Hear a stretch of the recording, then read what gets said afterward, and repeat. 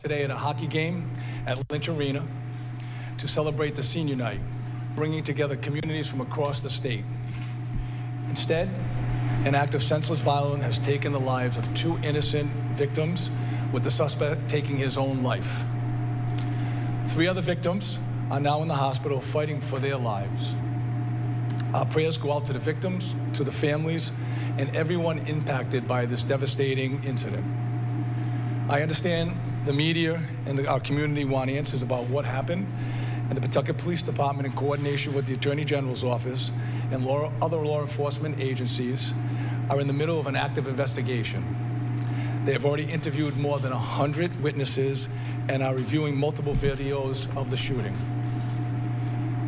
We are all committed to transparency and will share more details as we get them confirmed. You'll hear from the chief in a couple of minutes, have a couple of updates from earlier today, and that update will be the last that we have for this evening, and hopefully we'll be able to update you some more. This here is also about working with the victims and working with the state. I've talked to the governor's office, the attorney general's office, and working collectively with the state. They have set up a 211, the number to provide counseling and referral services. Anyone impacted in today's incident should call 211. The trained professionals are available to address both physical and emotional needs, and recognizing that healing takes many forms. Additionally, we will be opening tomorrow the Blackstone Valley Visitor Center, located at 175 Main Street, at 12 o'clock to 7 tomorrow, and then for individuals who were present during the shooting and their families for grief counseling. Pawtucket is a resilient community, but tonight we are a city in mourning. We encourage everyone, students, parents, educators, to lean on one another for support as the situation unfolds. Together, we need to embrace resiliency while we're fostering the environment of compassion prevails overall. We will do our best to keep the public and the media informed as the investigation unfolds. Finally, and I'll know the chief will also go on this, if anyone has any information relevant to today's shooting, we've seen all these videos, please call the Pawtucket Police Department who are handling the investigation. The number is 401-727-9100. I'd like to turn it over for the chief for a minute. Good evening. So today, Pawtucket Police received a call for an active shooter about 2:30 p.m. Police were on scene within a minute and a half of that call. It appears that a lone individual, the suspect, entered the arena to watch the hockey game of a family member, and unfortunately during that time a shooting occurred. We have confirmed that the suspect is now deceased. Also, there are 2 victims that have also been confirmed deceased, and then we have 3 victims that are still at the hospital in critical condition. We have worked tirelessly with local police departments here in the state, also our federal partners and our state partners with the Attorney General's office also. We have given you the information that I had earlier today. I can tell you that we have interviewed people that were in the stadium watching the game, participating in the game. We probably had about 100 people within the station that we talked to. We can also tell you that a Good Samaritan stepped in and interjected in this scene, and that's probably what led to a swift end of this tragic event earlier today. So at that time, like I said, we have more information as the time goes on. We'll be able to share that with you. I did share with you earlier today the information we had at that point.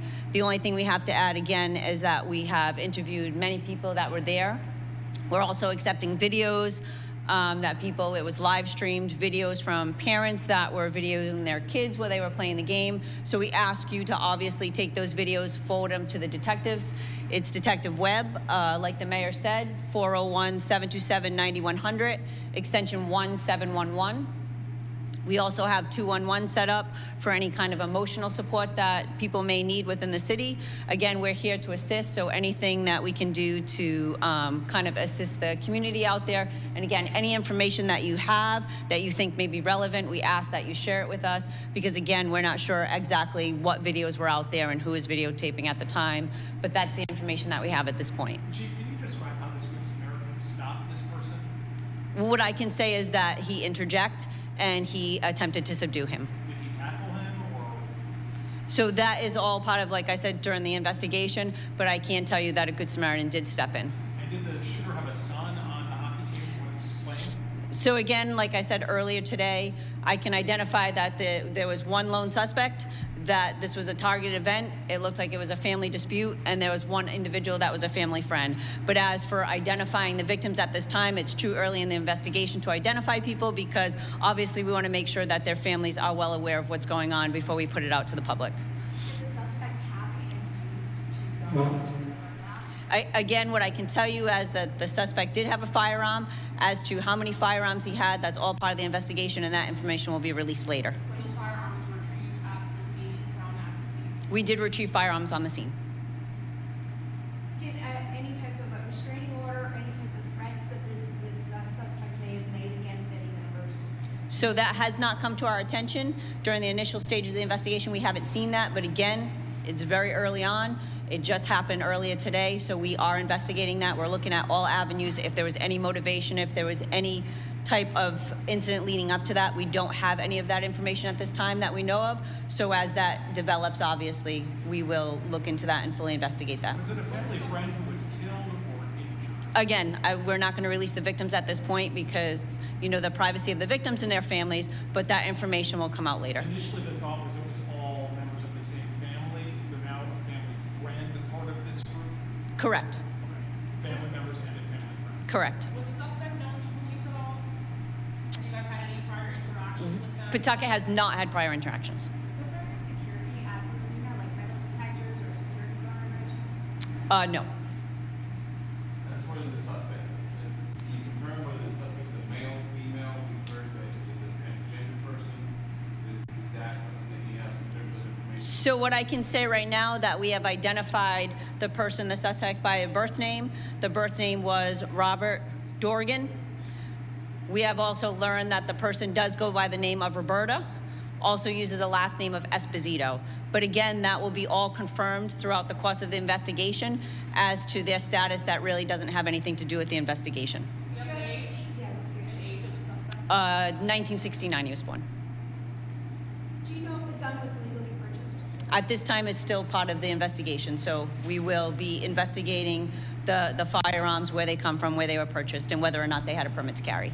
Was the van that was towed away from the scene, the white van, did that belong to the suspect? Anything that was towed from the scene is obviously, we believe that it might be involved in some way. So as part of the investigation, we are taking all precautions to make sure that we investigate all evidence that we may feel that was part of the scene today.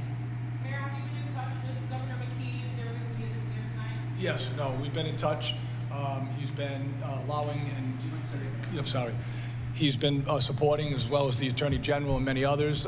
We'll be briefing each other tomorrow with everyone and probably doing a joint statement at some point. But yes, the state has been very active and involved, as well as many of the other mayors who are in these other communities. So we've been having those conversations, and we're sharing as much information as we can, and then we're all going to collectively get together and I imagine you both can answer this question as far as the mutual aid that was tapped. There was a few different jurisdictions that were brought in as well as first responders. You can speak to just the group team effort that it kind of took to process the scene and make sure victims were treated as such. So when the call initially came in, obviously we dispatched the police department, which I said was there within a minute and a half of the actual active shooter.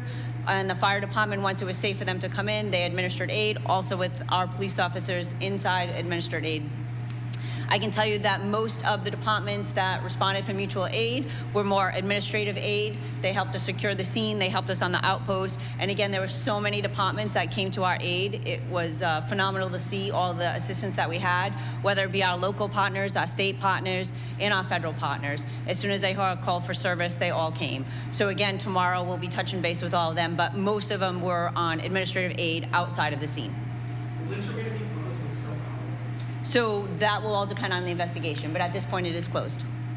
Can you detail any more timeline? Was he there for a while and then started shooting, do you believe, or did he come in?